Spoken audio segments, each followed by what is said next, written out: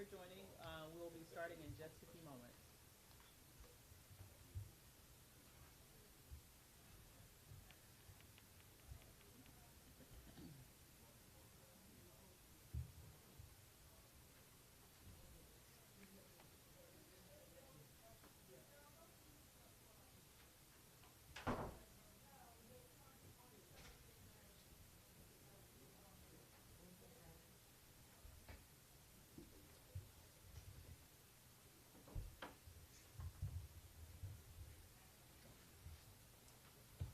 Okay.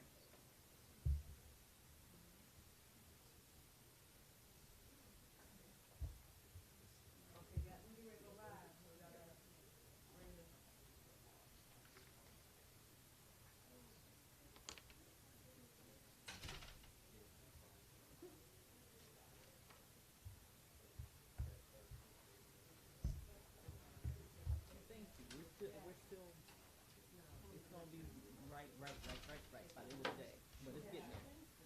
Thank you. Hey, Vanessa. Do I need to talk into this? Let me know when you're ready to move. Somebody else said that. You're muted right now. Just let me know. I didn't know we already. Okay, we have two people on. Are you ready? I can't see the mic.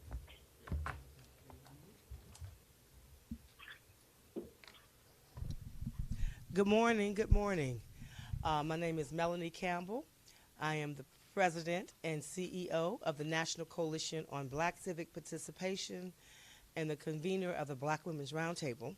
So I welcome you to this telepress conference to release the seventh annual, if you will, Black Women's Roundtable report on the status of Black women in the U.S. 2020, where we will focus on priorities, policy, and power. Our theme for the report this year is the power of Black women's leadership to move a justice agenda forward in the 2020 decade. We're going to first start the conversation off, but let me do this first because I want to introduce my colleagues here who are joining us for the release. So we have Dr. Avis Jones to my right, Dr. Avis Jones DeWeaver, who is the founder and president of Insight Unlimited. No sleep, y'all. Watching the returns last night. Watching the returns out there. But also she is our editor in chief for 7 straight years of our annual report. So I thank her for joining us. Dr. Elsie Scott to her right, who is the founding director of the Ronald Walters Leadership and Policy Center at Howard University, and if I made some public policy center at Howard University. We have to my immediate left Ms. Trudy Lucas, who is the director of Religious Affairs and External Relations with the National Action Network, and to her immediate right is Ms. Cleola Brown, who is the president of the A. Philip Randolph Institute, and we all are here. We're going to start off to the release with talking about what happened in South Carolina and in the South, I would say. And we're talking about the 2020 presidential election primary results. The results of the 2020 South Carolina primaries and Super Tuesday shows once again that you can't win the Democratic presidential nomination without winning the South. And you can't win the South without the black vote. And you can't win the black vote without winning the black women's vote. We believe all roads to the White House must come through the South, at least for Democrats to win their primary nominations. Here is why we make this claim. History has shown that if progressive presidential candidates want to win in states with significant black populations, they must win the black women's vote. We know from 2008 and 2012 and even in 2016 that the black women's vote made a difference in the results of those elections. Even for the Democrats who didn't win in 2016, black women showed up and showed out as best we could in that election. And in 2018, black women helped to lead the shift in power in the U.S. Congress in 2018. So here we are in 2020. I'm going to turn it over to my sister, Dr. Avis Jones-DeWeaver, to actually add a little more to that. And then following her, we will hear from some South Carolina natives and residents of South Carolina to give their perspectives about what happened in South Carolina. And then we'll talk further about other findings that are in this year's report. So Dr. Avis. Thank you. Thank you so much. And so when we looked at really what is driving the black women's vote, we examined that from the perspective of research that we've done in the past, as well as looking at exit poll data related to the most recent primaries that we've experienced in the South, starting with South Carolina, but also including Super Tuesday. And ultimately, what we found is that some of our previous work have found that a sense of responsibility is especially important for black women and tends to drive our vote more than loyalty to a specific candidate. But we also saw, in terms of our most recent BWR Essence Magazine Sister Vote poll, that the most important issue to black women right now, as they suggest what impacts themselves and their families, has been the rise in racism and hate crimes in America. So racism was top of mind in the minds of black women in terms of their safety and the safety and security of their families. We think that we saw some evidence of that same concern as it relates to what we're seeing with these most recent primary results. When we looked at what happened throughout the South in terms of exit poll data, we all know the story that you had a huge amount of support that was given to Joe Biden as opposed to, for example, Bernie Sanders. In all the southern states, we saw that Joe Biden was actually able to receive well over half of the black vote, with the greatest support experienced in Alabama at 72%. And the lowest level of support experienced in Texas, but still getting 58% of the black vote there. When you compare that to Bernie Sanders, what we saw was that his support by the black community never even reached 20%. So less than 1 in 5 black voters actually supported Bernie Sanders. He never got out of the teens. The lowest percentage was in Alabama, with just 10% supporting the Sanders candidacy. The greatest level of support was found in Tennessee, where 19% supported the Bernie's candidacy. But when they answered the question, which issue mattered most to you in your vote, what we found was exactly consistent to our previous research on that issue that's most important to black women. As I mentioned previously, we have found in our most recent survey that black women said that the issue that impacts their families most directly is this issue of racism and hate crime, and that's their biggest concern. What we saw was that those voters in southern states who found that race relations was the most important issue to them were overwhelmingly likely to support Joe Biden. In fact, in each and every state, out of the issues that were included in this exit poll, which included race relations, health care, climate change, and income inequality, in each and every state, the majority of people who were Joe Biden supporters cited race relations as the most important issue to their vote, with the most likely state to say that, with the highest level of support for that issue, was in fact Alabama, where 69% said that race relations was the most important issue to their vote, followed by Virginia, where 60% said that race relations was the most important issue to their vote. Conversely, when we looked at those same states and those voters that supported Bernie Sanders, race relations was the least important issue to their vote. With the lowest level of support around the importance of race relations to those Sanders supporters in Alabama, and the highest level of interest in this issue of race relations for Sanders supporters in the state of Texas, coming in at 25%. So we saw this pretty consistently across the board, that Joe Biden's support was really strongly on the back of issues that were most important to voters, in the sense that those voters that were most concerned about race relations were most seemingly trusted Joe Biden to handle that issue at a much higher level than they trusted Sanders to handle that issue. So I'll stop it there. All right. Next, we'll hear from Trudy Lucas and then Cleola Brown. Ladies. Thank you.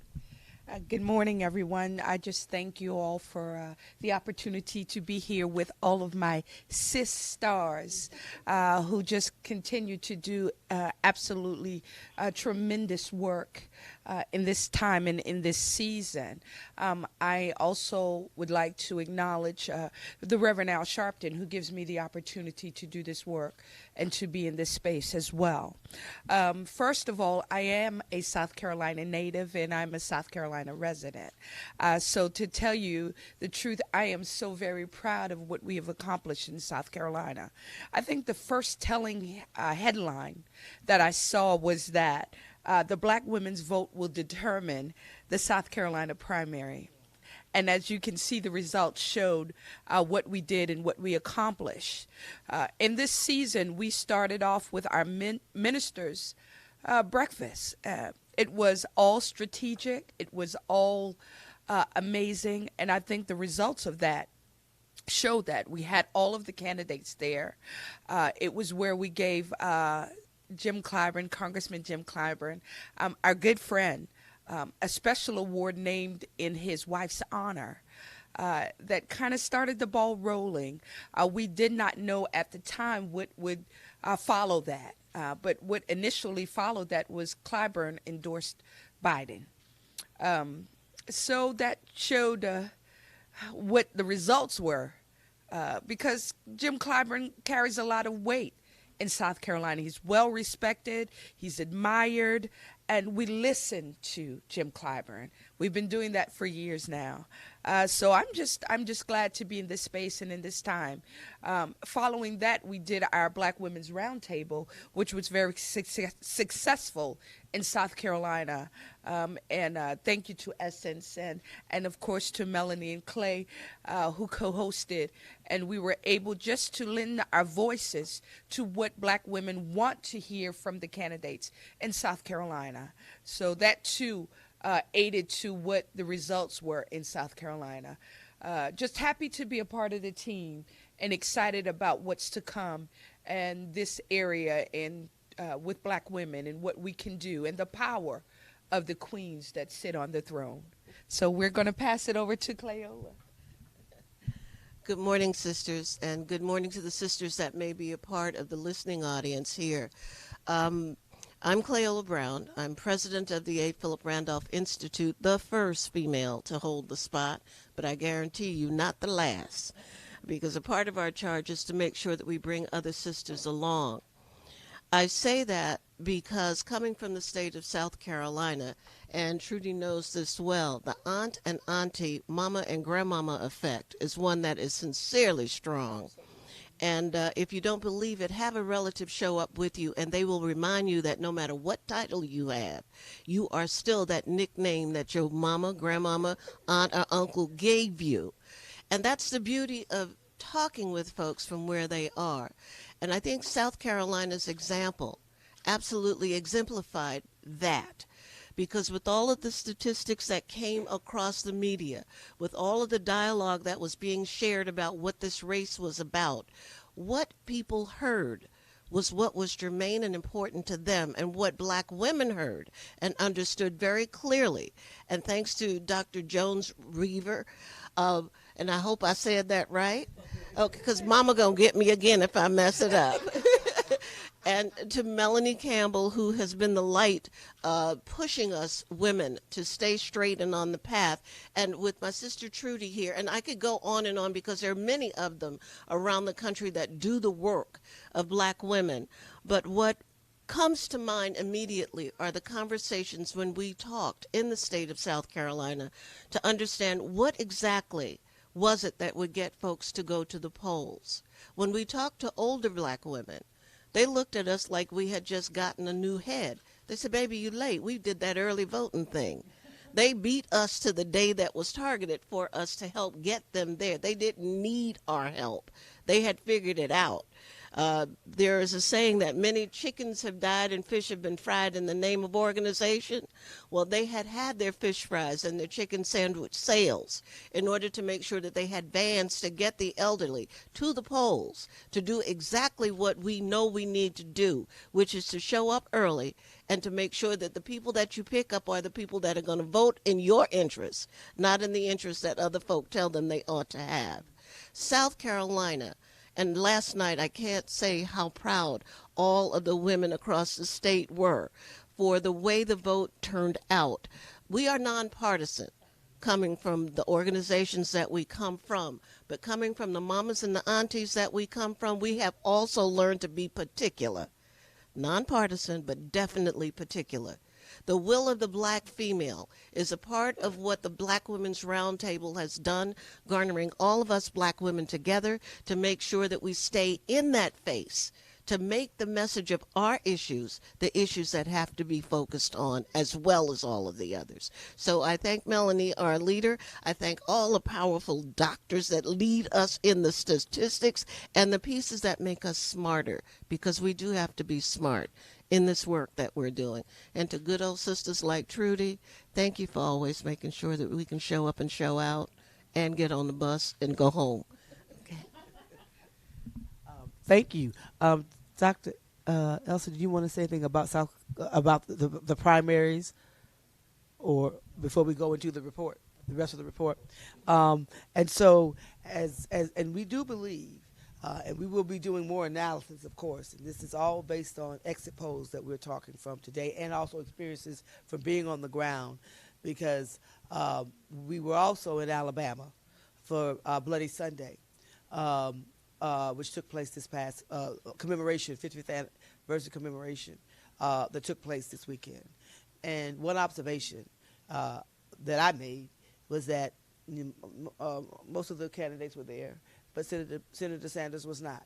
I don't know why. I'm sure there was a reason, but that was some mumblings in the crowd. I'll say it that way. Where is Senator Sanders?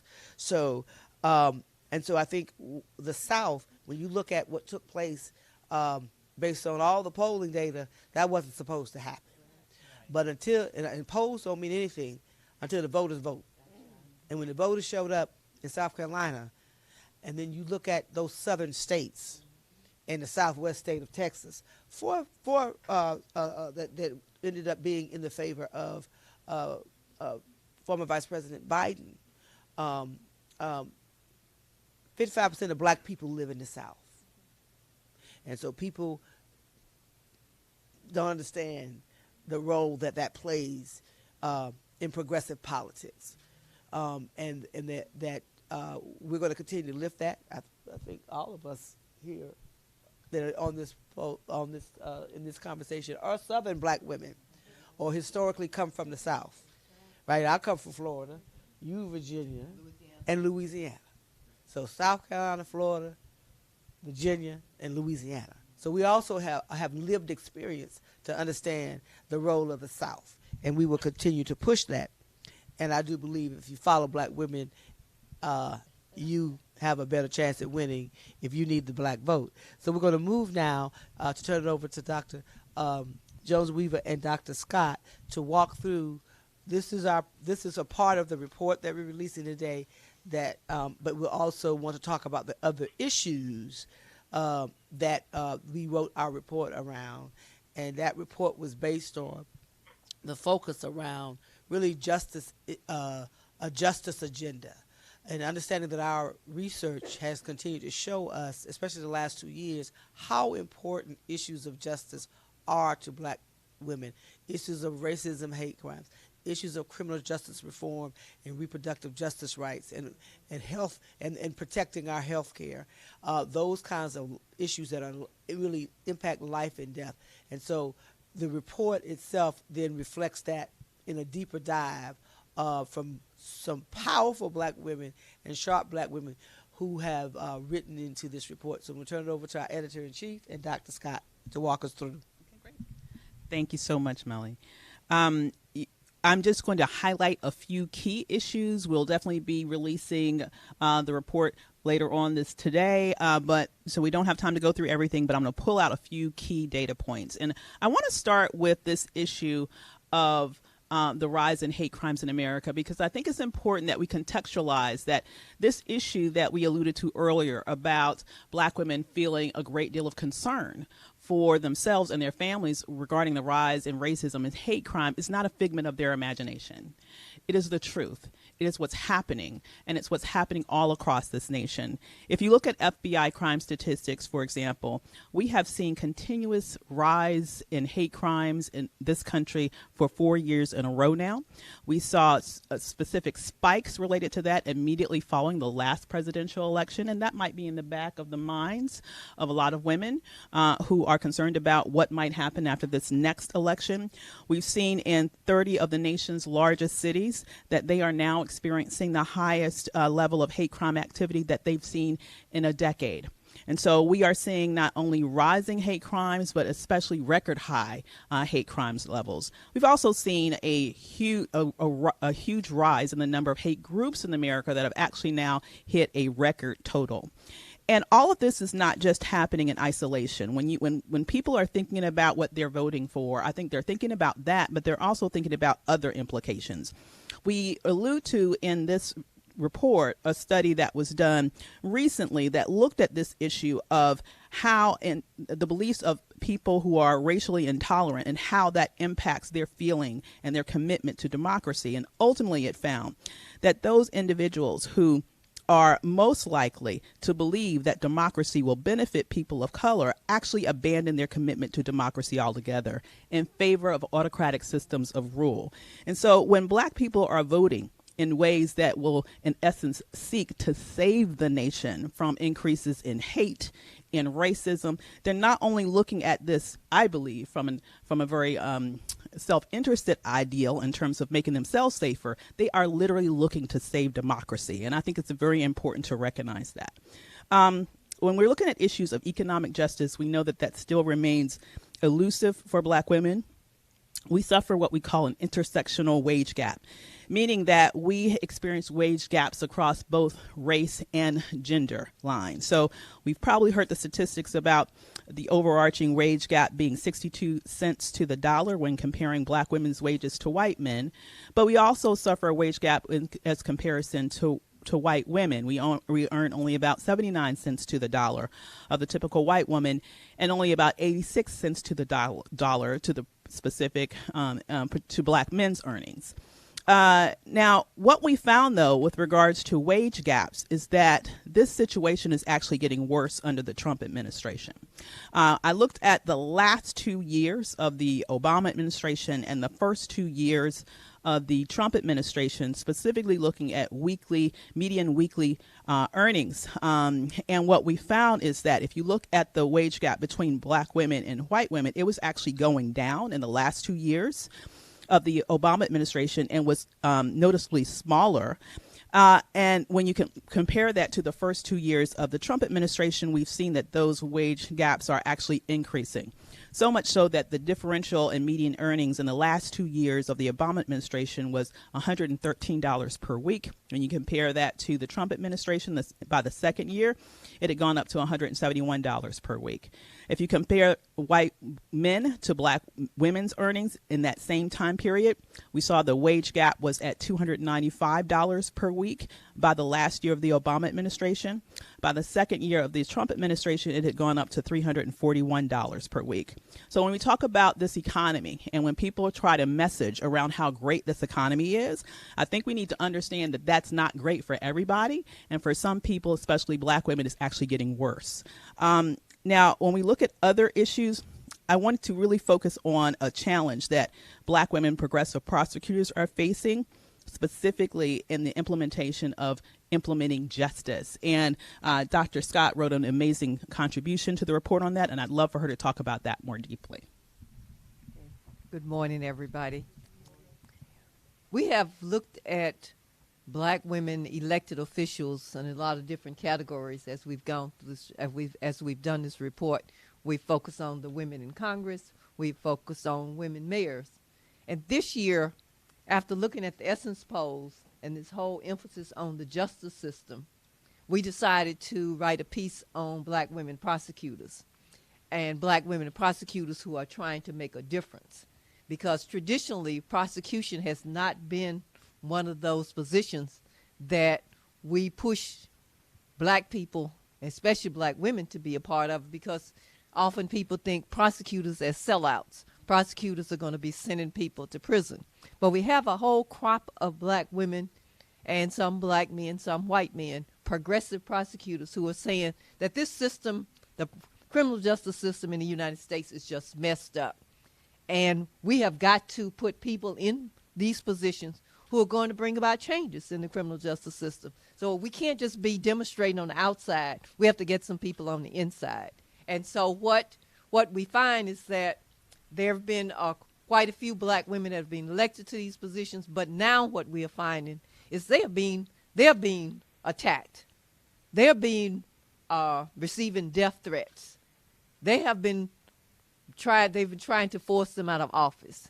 One example, we have the election coming up on in a few weeks in Chicago, where you have a Black woman prosecutor. In the past, a prosecutor could decide how the charges are made, decide when to make them, but now all of a sudden, because you have a Black woman now in that position, she cannot decide how to prosecute her cases. And now they're bringing in a special prosecutor to help her handle her cases. Same thing in Orlando, Florida, where you had a Black woman prosecutor who said she was not going to send anybody, she was not going to bring in the death penalty cases. What did they do? The governor of Florida took all the death penalty cases out of her district and gave them to a district where you had a white man prosecutor.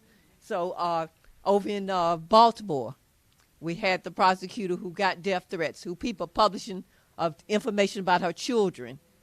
You had a prosecutor down in Virginia, Portsmouth, Virginia, who decided to bring charges against a white policeman who had killed an unarmed Black man. And she started getting death threats. So these are just some examples of what is happening. And it's not getting a lot of attention. Most recently, it's gotten some attention because the prosecutor in St. Louis decided that she wasn't going to take it any longer.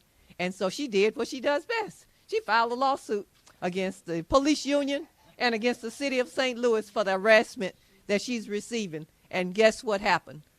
5 or 6, I think it was 6 Black women prosecutors flew into St. Louis to show that we got a sisterhood here. So as we talk about sisterhood and what Black women are doing, we can look at the examples that Black women prosecutors have set for Black women elected officials. When they start attacking you, they're attacking the whole sisterhood, and we are not going to take it anymore. Excellent. And I'll just point out a few last data points that I just wanted to bring your attention to. First of all, I know that for many years we have been reporting on the differential between Black women and white women. For example, when it comes to maternal mortality, our rate is some 3 to 4 times higher than our white counterparts. But we do have some good news to report this year around this issue, in that there has been a great increase in legislation across the nation that's meant to address that.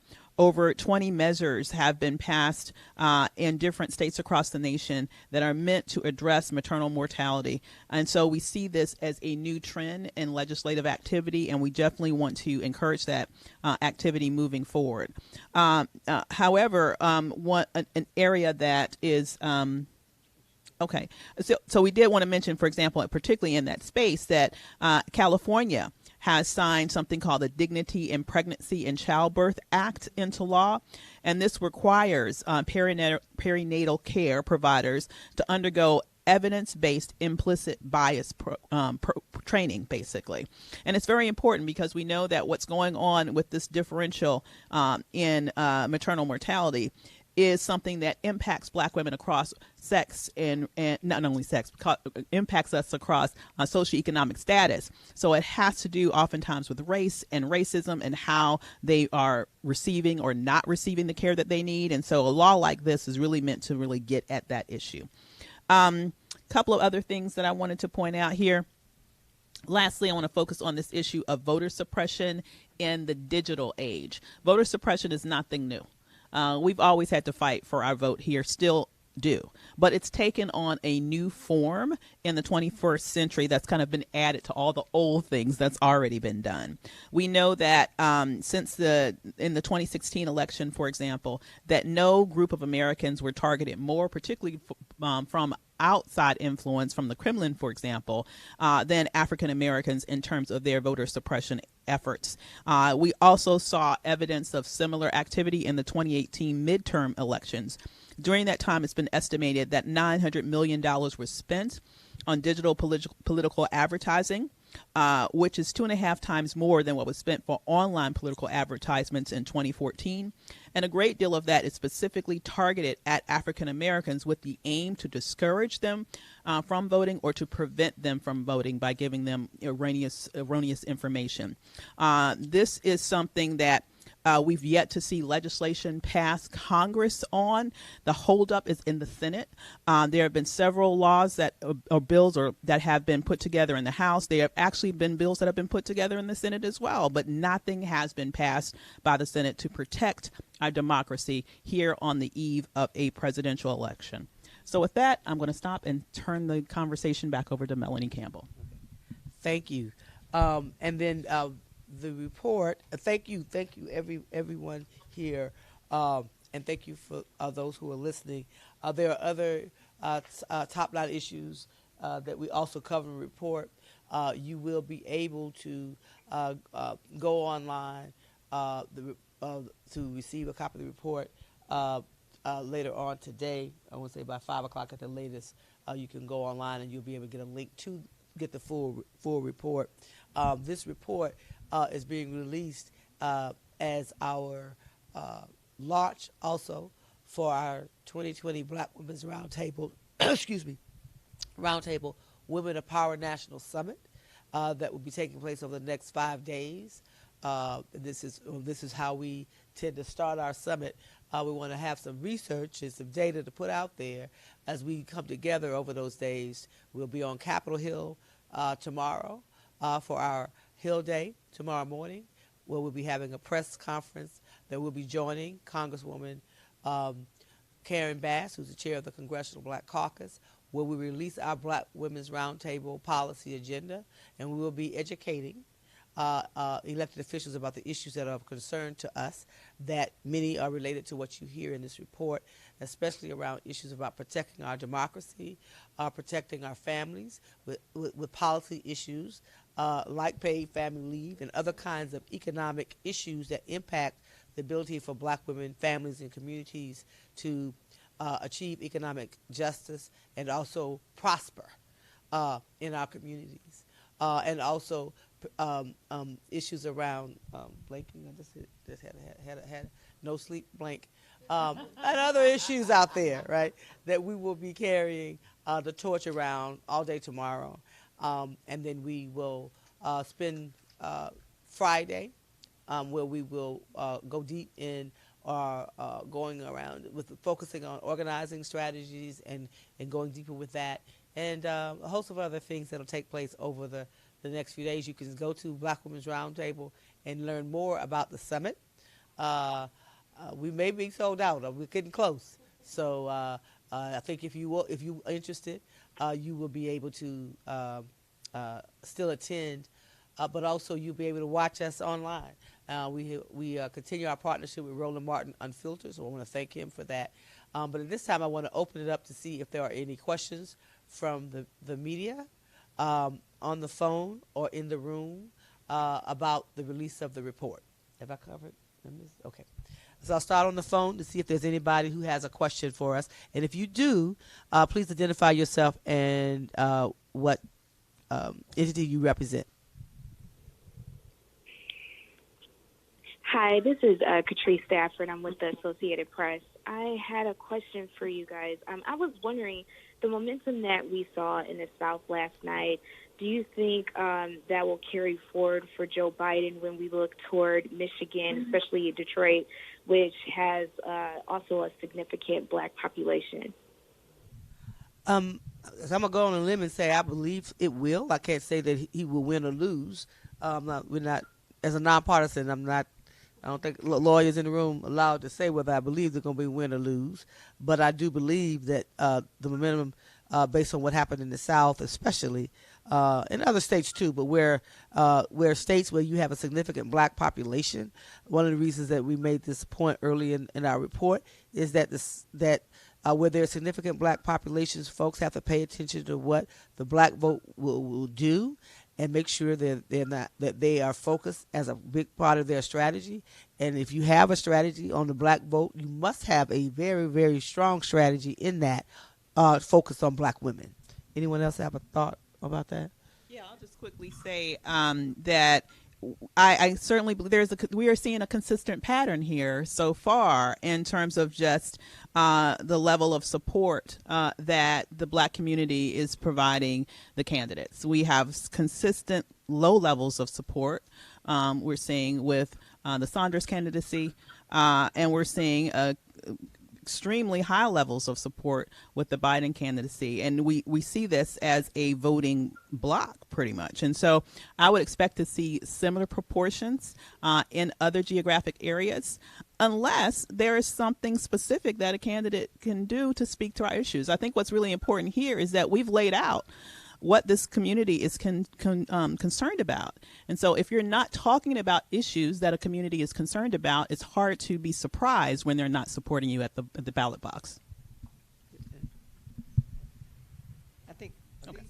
Can you hear me? Okay.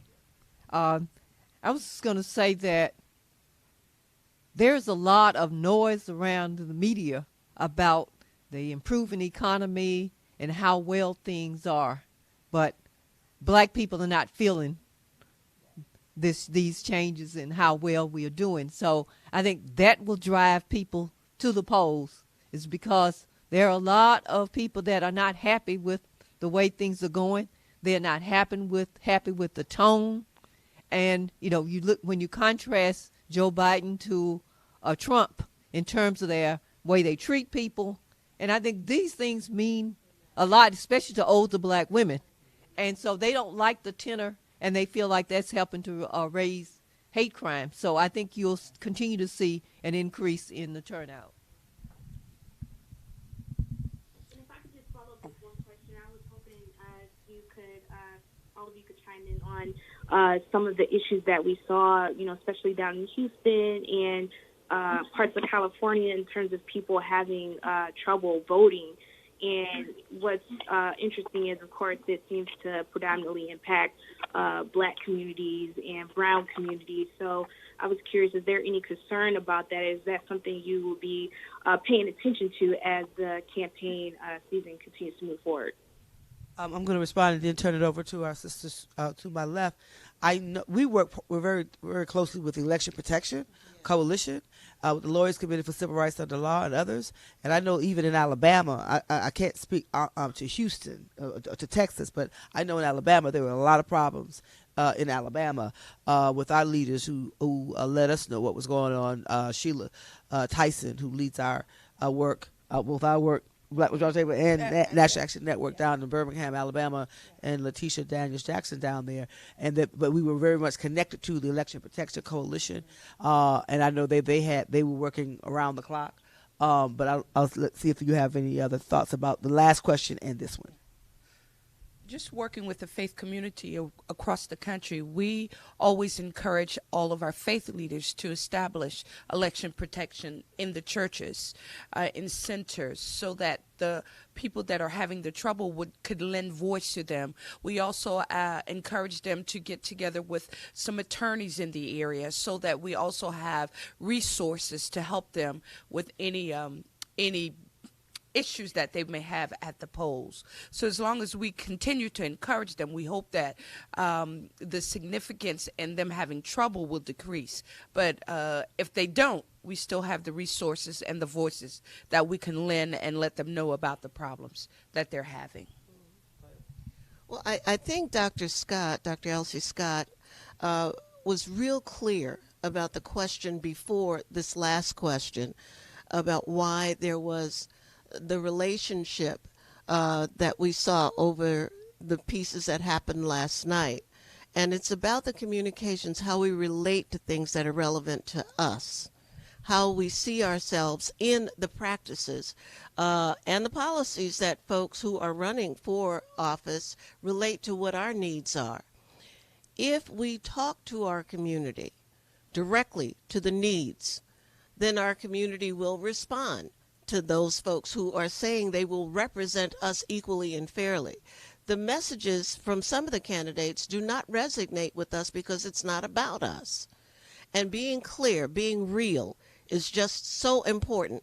When the Biden campaign talks specifically about health care issues, folks understand that right away because our community is disproportionately impacted without a question. And because of the way we relate to what's happening, I mean, simple example, some folks will talk about diabetes mellitus. We talk about sugar. And if that's the problem that's there, when folks are talking to folks about how it is that we go to the community and talk about where we will address what we're addressing, that's when people listen. That's when they draw alliances. They may not talk about it openly because our business is our business.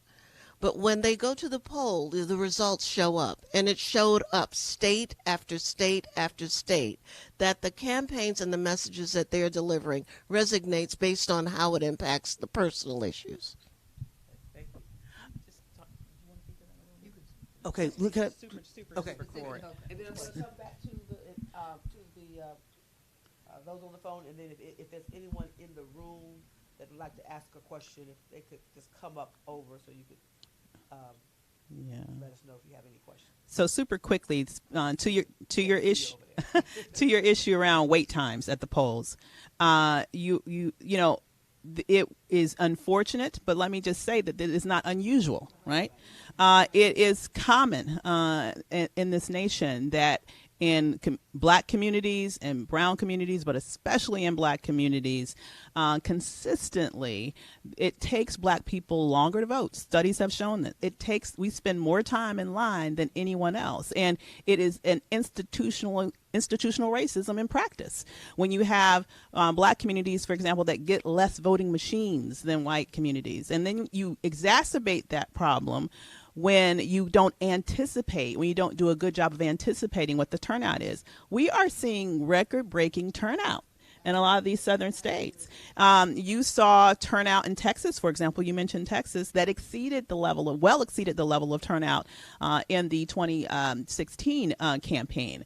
And so when you have both of those things happening at the same time, where you have communities that are not serviced adequately anyway, then on top of that, you have a record level turnout. That's going to result in problems like you saw the other day, where you have people standing in line for hours just to be able to cast a vote.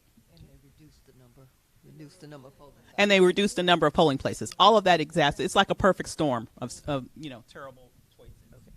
Thank you. Anyone else on the line have a question? And thank you for that question from Associated Press.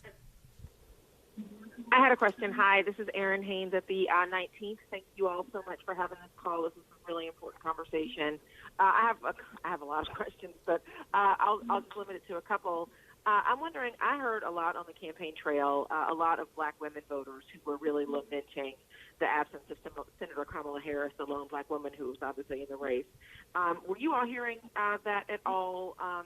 folks wishing that she would have been somebody that they could have voted for this cycle. And also, I'm wondering if you are hearing from black women voters already about vice presidential candidates. Do they want a black woman on the ballot? I'll answer the second one. And yes. I won't say that in the last couple of days that I'll speak for myself and then others can speak so much around Senator Harris's campaign, but I can tell you the immediate response when she had to pull out of that race for weeks on end. I did hear that. The concern, not even if you weren't necessarily had chosen your candidate, the unfairness that quote unquote unintended consequences of the rules that were set up that had unintended consequences. And I've said that publicly to the Democratic Party, and I'll say it again. I think there were unintended consequences of some of those changes that made it it allowed to pick winners and losers. I have, in more recent weeks, heard from black women who are concerned about whoever becomes the nominee. When you went from a very diverse pool of candidates to a pool that was all white, and it's not just about race, but race does matter in America, and that lived experience does matter in America that is impacted by issues of race. And so that's what I heard. Anyone else? Okay. And what was that? Okay, that covered. Okay. All right. In the room, anyone have a question? Yes. Vanessa, could you, I'm sorry to bring you all the way up here, but they can't hear you. They need to hear you ask the question. Come around here. You come around here. We'll do it like this. I'm sorry. Okay, it's Vanessa Williams from the Washington Post, and I guess I wanted to follow up on the question about Harris. I was listening to Dr. Scott's discussion about women prosecutors, and that was one of the issues that came up with people questioning her, I don't know what's the right word, questioning her creds as a candidate. And the second one, because I want to go sit down, is I guess to expound on this question of whether the calendar worked out such that it limited black people's choices, because by the time South Carolina rolled around, all this, the turmoil that had gone on, and without any real black votes. Well, yeah, exactly. So it took a while to get down there. By then, people had dropped out or what have you. What should the party do about that? Okay. Thank you so much. Thank you. That was Vanessa Williams with the Washington Post. Okay, I'll start off with the Kamala Harris question, especially considering her background as a prosecutor. And as I mentioned earlier, that traditionally we have not accepted prosecutors as being part of the progressive side of the family. And so that was a taint on Kamala Harris' record because she had been a prosecutor.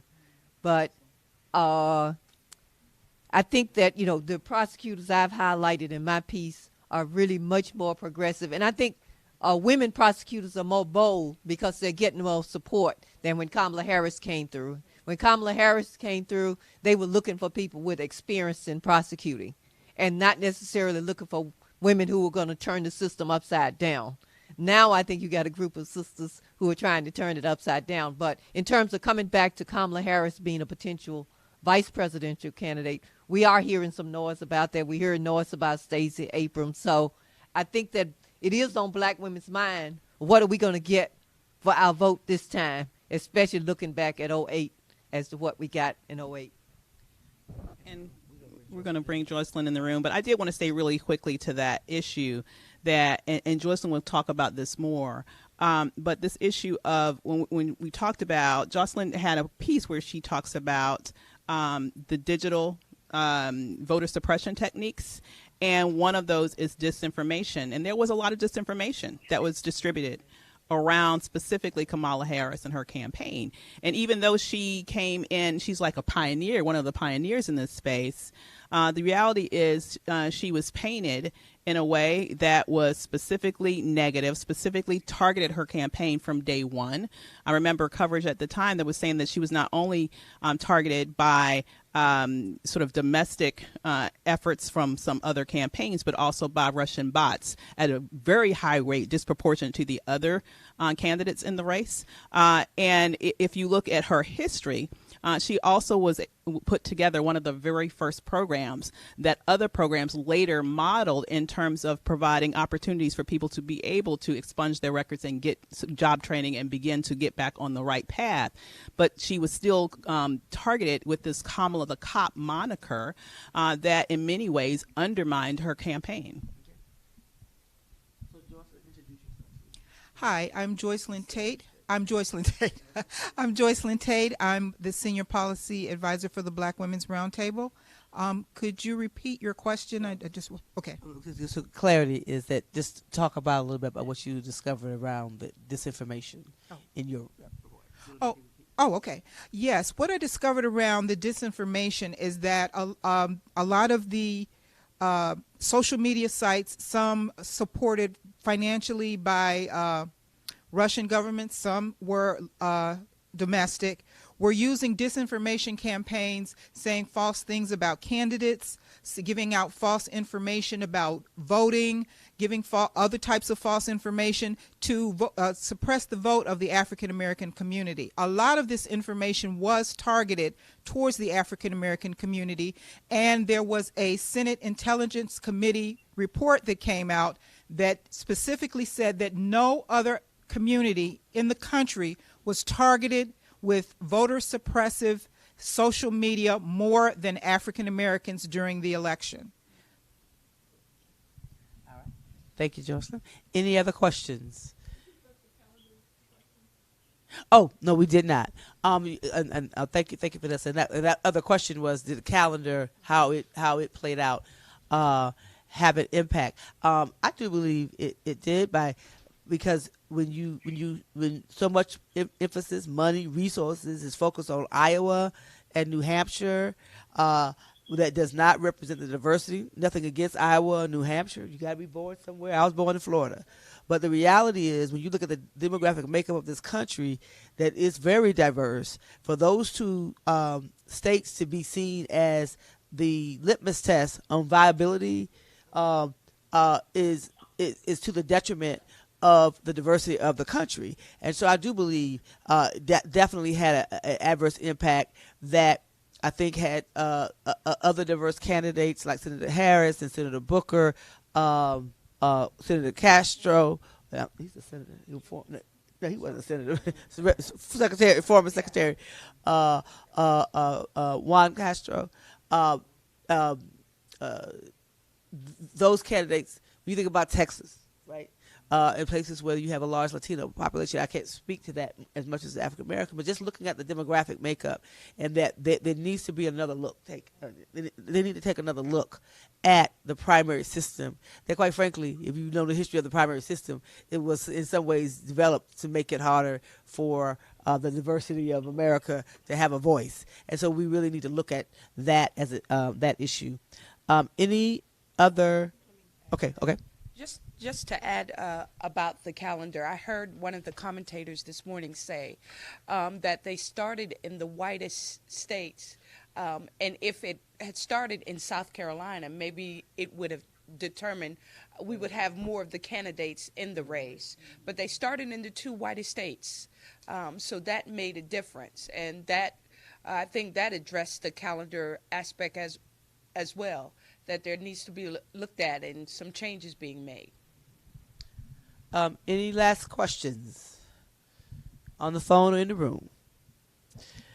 So thank you so very much for joining us for the release of the Black Women's Roundtable. Thank all of my colleagues and thank all of the writers who, if I started their name, we'd be here another hour. We've got some dynamic sisters who wrote pieces in this year's report that will be also speaking, many of them, at the our Black Women's Roundtable Summit over the next several days. So if you want to follow and find out information, please follow us on Facebook with the Black Women's Roundtable or the National Coalition on Black Civic Participation, or even Black Youth Vote as well. I also want to just acknowledge that I see one of my pastor in the room. He's on the camera. I got to say, Reverend Tony Lee from Community of Hope AME, who is always here, who is my pastor. And I thank you for being here today. And thank you all for tuning in. And stay tuned. Much more to come.